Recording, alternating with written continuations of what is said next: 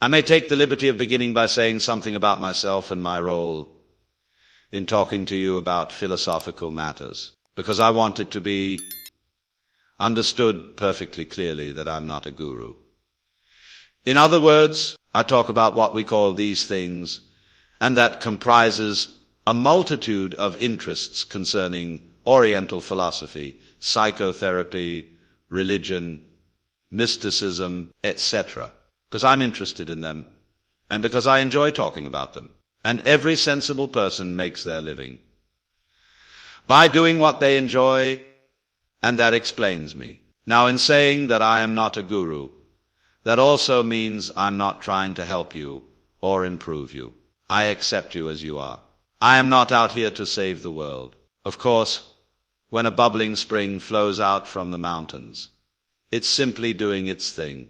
If a thirsty traveler helps himself, well, that's fine. When a bird sings, it doesn't sing for the advancement of music. But if somebody stops to listen and is delighted, that's fine too. And so I talk in the same spirit. I don't have a group of followers. I'm not trying to make disciples, because I work on the principle of a physician rather than a clergyman. A physician is always trying to get rid of his patients, to send them away healthy, able to stand on their own feet. A clergyman, on the other hand, often tries to gather followers as members of a religious organization, people who will continue to pay pledges, pay off the mortgage on an expensive building, and boost the church's membership, thereby proving, by sheer weight of numbers, the veracity of its tenets. My objective, however, is to get rid of you, so that you won't need me or any other teacher. Some of my colleagues might not approve of that attitude, because it's widely believed that in order to advance in the so-called spiritual life, it is essential to have a guru to whom you accord perfect obedience. I'm often asked, is it really necessary to have a guru? I can only answer by saying, yes, it's necessary if you think so. It's the same as the saying, anyone who goes to a psychiatrist ought to have their head examined.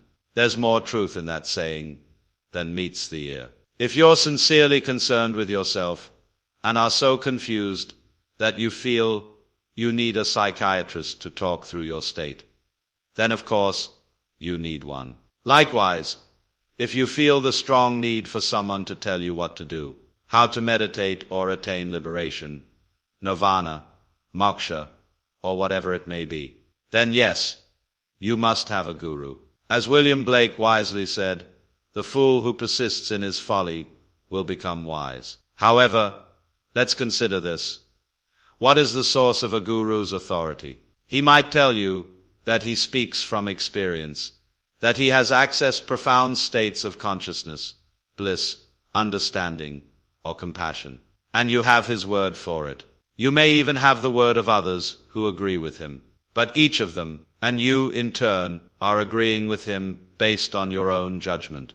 Thus, it is you who are the source of the teacher's authority. This remains true whether the teacher speaks as an individual or as the representative of a tradition or church. You may say, I take the Bible as my authority, or I follow the teachings of the Roman Catholic Church. But these authorities are only substantial and objective because you believe them to be so. They carry weight because you say so. The question then always comes back to you. Why do you believe? Why do you form this opinion? Upon what basis does it all rest? Almost everyone is looking for help. When I was younger, I thought I didn't need anybody's help in any way. But life has a way of humbling us. We find ourselves feeling helpless, isolated, and confused in the face of an unpredictable and often indifferent world. This world includes suffering, tragedy, and the looming specter of death, not only our own, but that of those we love. We wonder, why are we here? How did we get here?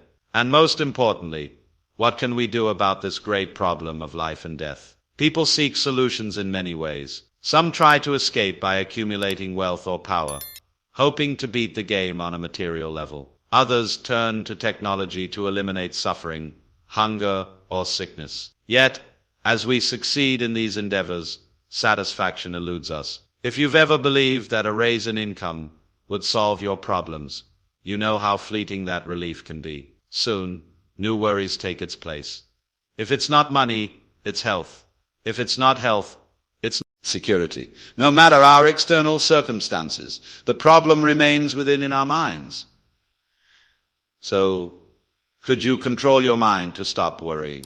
Some suggest thinking positive thoughts, breathing slowly and repeating affirmations like, all is light, all is God, all is God. But often a nagging doubt persists. Am I just hypnotizing myself? This Hintergedanke, as the Germans call it, that unsettling thought in the back of your mind, refuses to go away. Controlling the mind is no superficial task. Beneath the conscious mind lies the vast unconscious, which erupts unpredictably, much like events in the external world. Some turn to psychoanalysis to calm those waters. Others seek a guru, a mirror to reflect the parts of themselves they cannot directly see. Yet, the awkward question remains, how do you work on yourself? It's like trying to pierce the tip of a pen with the same pen. If you are the one who needs improvement, how can you also be the one to bring it about? It's the paradox of trying to lift yourself off the ground by pulling on your own bootstraps. Attempts to do so often end in failure, or worse, with you feeling lower than where you started. This conundrum has puzzled humanity across traditions. In Christianity, for instance, St. Augustine and Pelagius debated this. Pelagius argued that God's commandments could be obeyed because he wouldn't command the impossible. Augustine countered that the command obedience, but to show us our sinfulness, from which only divine grace could rescue us. And so, we return to the age-old question, how do we receive grace? Grace is said to be freely offered, yet some seem to receive it while others do not. Why? And if we have the power to resist grace, do we not also have the power to accept it? But how do we stop resisting? It's like being told, relax, damn you, let go. You want to surrender, but the act of willing yourself to do so only creates more tension. As St. Paul put it, the will is present with me, but how to do that which is good, I find hard. For the good that I would, I do not, and the evil that I would not, that I do. At the heart of it all lies what we might call the Yetzer Hara, the wayward spirit, the irreducible rascality within us all. If you haven't encountered this aspect of yourself, you're likely unconscious. It's this mischievous core of our being that raises the ultimate question. How can it be transformed? But if the transformer is the one who's inflicted, who transforms the transformer, it's the old problem of who guards the guards, who polices the policeman, who governs the governor. And it seems perfectly insoluble for the reason alone that it is a vicious circle. There's a great deal of talk about two selves. We have the self we love, called the ego, and the higher self, often referred to as the spirit or the Atman. The duty of the Atman seems to be to transform the wretched little ego. Well, sometimes it does, but a lot of times it doesn't.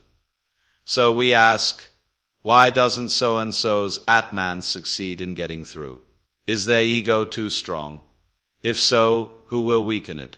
Or is their Atman too weak? And if that's the case, why? Surely, aren't all Atmans the same? The puzzle remains. So, let's take a look at what we're trying to accomplish. We're trying to get better. We're seeking that type of experience we might call the positive, the good, the light, the living. And we're trying to get away from the negative, the evil, the dark, and the dead. Unfortunately, however, human experience, human consciousness, knows by contrast. We're equipped with a nervous system where neurons either fire or don't fire.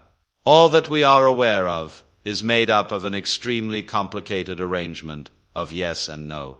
Think of a recording on magnetic tape. In its impulses, there are areas where there is a pulse and areas where there isn't. Through this interplay, we can capture almost any form of human experience. In other words, we can put colored television onto tape. It all reduces to a matter of yes and no. And this, of course, is the philosophy of the Chinese Book of Changes, the I Ching, which represents all the situations of life, in terms of combinations of the yang, the positive principle, and the yin, the negative principle. Interestingly enough, a Latin translation of the I Ching was read by the philosopher Leibniz, who used it to invent binary arithmetic. This system, where all numbers are represented by 0 and 1, became the foundation for the digital computers driving our modern electronic ingenuity. It's all based on the same principle. But look at what we're trying to do. We are trying to have yang without yin. We are attempting to create a life game where there is winning without losing. Now, how can you arrange such a state of affairs? A game in which everybody wins would, as W.S. Gilbert put it, result in, when everybody's somebody, then no one's anybody. If we were all equally happy, it would become impossible to recognize happiness.